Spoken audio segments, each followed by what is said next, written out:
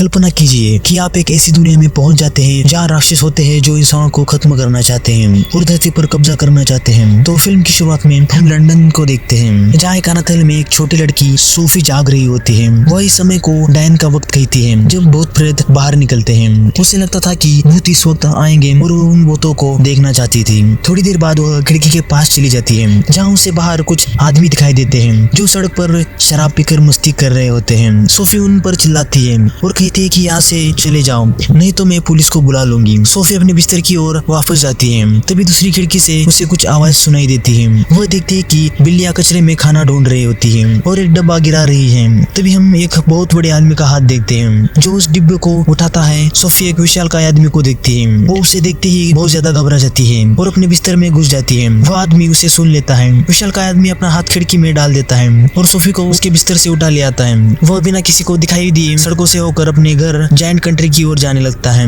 जो कि एक दूसरी दुनिया होती है। विशालकाय आदमी अपने घर पहुंचता है और सोफी को एक नए कपड़े में बिठाकर लटका देता है। लेकिन सोफी वहां से खिड़की की ओर आने लगती है। तभी वो आदमी उसे देख लेता है और उसे एक प्लेट में रख देता है और एक अजीब दिखने वाली सब्जी को काटने लगता है। सोफी सोचती है कि बीएफजी यानी कि वो आदमी उसे खाने वाला है। वो कहते हैं कि प्लीज मुझे मत खाओ। तो वो आदमी बोलता है कि मैं बच्चों या लोगों को नहीं खाता। यहाँ के जो दूसरे दानव हैं वे जरूर इंसानों को खाते हैं लेकिन मैं नहीं। वो आदमी बताता है कि उसने सोफी को इसलिए उठाया है कि ताकि वह उनकी दुनिया के बारे में किसी को न बताए क्योंकि उसे डर लगता है कि इंसान उसे पकड़ने के लिए आ सकते हैं। वह एक अनोखी भाषा में बात कर रहा होता है। सोफी समझ जाती है कि वह उसे नुकसान नहीं पहुंचाएगा। वह एक अच्छा दानव होता है। थोड़ी देर बाद वह आदमी जिसे सोफी बीएफजी कहने लगती है सोफी को एक किताब पढ़कर सुनाता है जिससे सोफी सो जाती है। फिर वह आदमी अपने काम पर चले जाता है।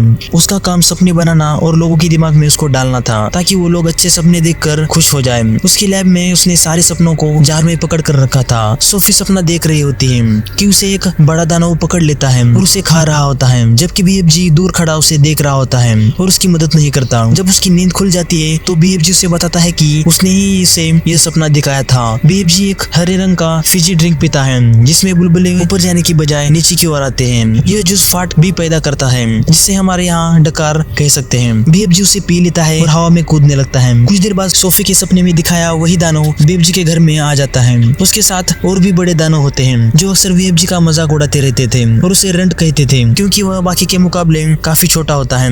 वह बोलता है कि तुम किससे बात कर रहे थे। तभी सोफी उसी सब्जी में छुप जाती है लेकिन वह दानव उस सब्जी को खाने के लिए उठा लेता है। वह लगभग उसे खाने ही वाला था कि बीएफजी उस दानव को याद दिलाता है कि उसे सब्जियां पसंद नहीं है और वह कहता है कि तुम सिर्फ इंसान ही खाते हो, सब्जियां खाना तो तुम्हें अच्छा नहीं लगता। इसलिए वह दानव सब्जी को छोड़कर जूस की बोतल लेकर वहाँ से चला जाता है। बीएफजी सोफी को साफ करने के लिए ले जाता है जो बहुत गंदी हो गई थी। वो उसे कपड़े के ढेर में से कुछ कपड़े दे देता है। सोफी एक लाल कोटा पहन लेती है जो कि दूसरे बच्चे को था जिससे बीएफजी ने दोस्ती की थी लेकिन उसे दूसरे दानवों ने खा लिया था। बीएफजी बताता है कि वह यही मेरे साथ रहता था और सोफी को उसका घर भी दिखाता है। फिर सोफी उन सभी प्रकार के सपनों को देखती है जो बीएफजी ने इकट्ठा किए थे। बीएफजी सोफी को उस पहाड़ी पर ले जाने की तैयारी करता है जहाँ वह सपने को इकट्ठा करता है लेकिन उसे दानव के पास से गुजरना पड़ता है जो दिन में भी सो रहे होते हैं। बीएफजी और सोफी चुपके से निकलने की कोशिश करते हैं लेकिन बीएफजी को एक दानव पकड़ लेता है। सोफी बीएफजी के बैग के अंदर छुप जाती है। दानव बीएफजी को फुटबॉल की तरह इधर उधर फेंकने लगते हैं। वे बीएफजी को एक ट्रक पर बिठाते हैं। तब तक सोफी एक कार में बैठ जाती है। तभी एक दानव उस कार को उठाता है और सामने से एक दानव बीएफजी को ट्रक में बिठाकर धक्का दे देता है ताकि दोनों की टक्कर हो जाए। लेकिन जैसे ही वो करीब आ जाते हैं तभी सोफी कार को मोड़ देती है जिससे बीएफजी उस दानव के मेन पॉइंट पर टकरा जाता है और वह दानव ढेर हो जाता है। तभी वहाँ बारिश शुरू हो जाती है और वे सभी बारिश से डरते थे। वो वहाँ से जाने लगते हैं। सोफी गलती से एक कंबल पीछे छोड़ देती है जिससे एक दानव सूंघता है और उसे यकीन हो जाता है कि बीएफजी के पास कोई तो इंसान है। बीएफजी और सोफी पहाड़ तक पहुंच जाते हैं। वे एक झील में कूद जाते हैं जो उन्हें सपनों की दुनिया में ले जाती है।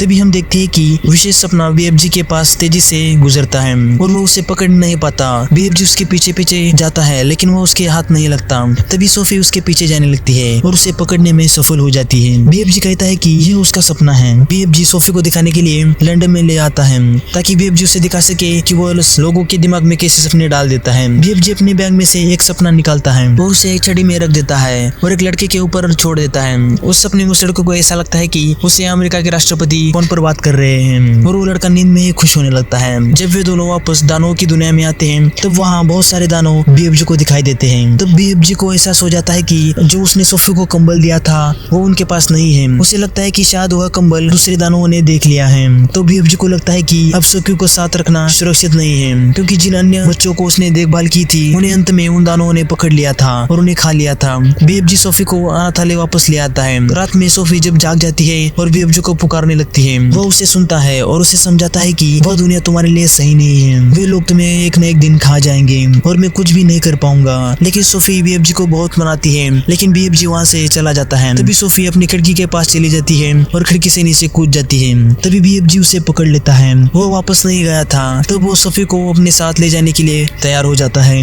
वे दोनों अपने लैब में होते हैं। तभी सभी दानव बीएफजी के घर में घुस जाते हैं और बोलते हैं कि तुमने उस इंसान को कहाँ छुपाया है। लेकिन बीएफजी बोलता है कि मैंने किसी इंसान को नहीं छुपाया है। तभी सोफी वहाँ उन दानवों से बचकर इधर उधर छुप रही होती है, लेकिन वे दानव नहीं मानते और उस जगह को तहस नहस कर देते हैं और बीएफजी के सपनों को भी आजाद कर देते हैं और वहाँ की सारी चीजों को तोड़ने लग जाते हैं। बीएफजी उनसे बहुत तंग आ जाता है और वहाँ पर उन पर आग और पानी डालने लगता है। उसकी मदद से उन्हें डराकर वहाँ से उन्हें भागा देता है। सोफी को एक विचार आता है कि जब वो बीएफजी के घर में क्वीन एलिजाबेथ का चित्र देख रही थी, वह उनसे एक योजना बनाती है और कहती है कि हम रानी को एक बुरा सपना दिखाकर इन सारे दानवों को खत्म कर सकते हैं। बीएफजी भी मान जाता है और वे मिलकर एक बुरा सपना बनाने में लग जाते हैं। उस सपने में ऐसा होता है कि दानव बच्चों को उठा रहे हैं और उन्हें खा रहे हैं। इसके बाद रानी सोफी को उनकी खिड़की पर बैठी हुई दिखाई देती है ताकि वो उनसे बात कर ये सारी बातें बता सके। वे दोनों रानी के घर के पास चले जाते हैं और रानी के सिर में सपना डालने लगते हैं।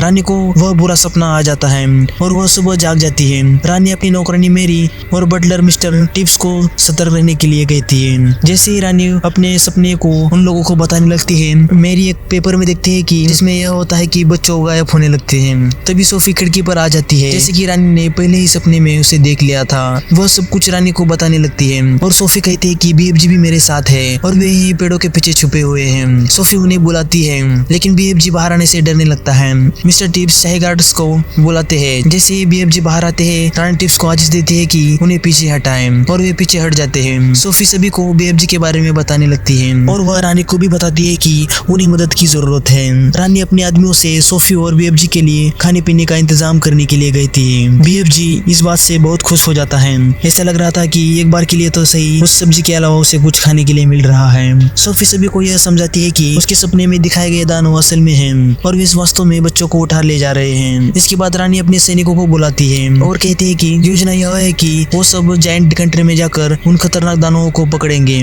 और उन्हें कहीं और छोड़ देंगे। फिर बाद में हम देखते हैं कि बीएफजी सभी के लिए उस जूस को तैयार कर देता है, यहाँ तक कि कुत्तों के लिए भी। वो सभी के लिए ग्लास भर देता है। इसके बाद वो सभी उस जूस को पीने लग जाते हैं। रानी भी उसको पी लेती है और वहाँ पर जोरदार फाट्स होने लग जाते हैं। रात को बीएफजी और सोफी उन गार्ड्स को अपनी दुनिया में ले जाते हैं। तब तक सोफी और बीएफजी एक सपना बनाने में लग जाते हैं जो कि दानव को कमजोर कर देगा और फिर बीएफजी और सोफी इंतजार करने में लग जाते हैं कि कब वो दानव सो जाएंगे ताकि उनके सिर में वह बुरे सपने डाल सके। हालांकि बीएफजी अपना बैग पीछे ही छोड़ आता है। फिर सोफी एक जार में पूरे सपने लेकर मैदान में दौड़ने लगती है और उन्हें दानवों के मुंह में उड़ने देती है। केवल एक ही दानव पर उसका असर नहीं होता। वो बीएफजी पर हमला करने की कोशिश करने लगता है, लेकिन सैनिक वहाँ पर पहुंच जाते हैं और दानवों को पकड़ने लगते हैं। वो सैनिक उन दानवों को एक ऐसे द्वीप पर छोड़ देते हैं जहाँ दूर दूर तक बस पानी ही पानी है। वहाँ उन्हें अपने बाकी दिनों के लिए केवल सब्जी के बीज ही दिए जाते हैं। अंत में सोफी को रानी के महल में मेरी की देखभाल में एक घर मिल जाता है। वह एक सपने के बारे में बताती है जिसमें उसने बीएफजी का घर देखा था और उसमें अब एक बगीचा भी है जहाँ बीएफजी बेहतर सब्जियां उगाते हैं और उन्हीं की सब्जी खाते हैं। सोफी खिड़की खोलती है और बीएफजी को गुड मॉर्निंग बीएफजी बोलती है। बीएफजी अपने घर में उसकी आवाज को सुन लेता है और मुस्कुराने लगता है और ये मूवी यहीं पर ही खत्म हो जाती है। Thank you for watching this video. धन्यवाद।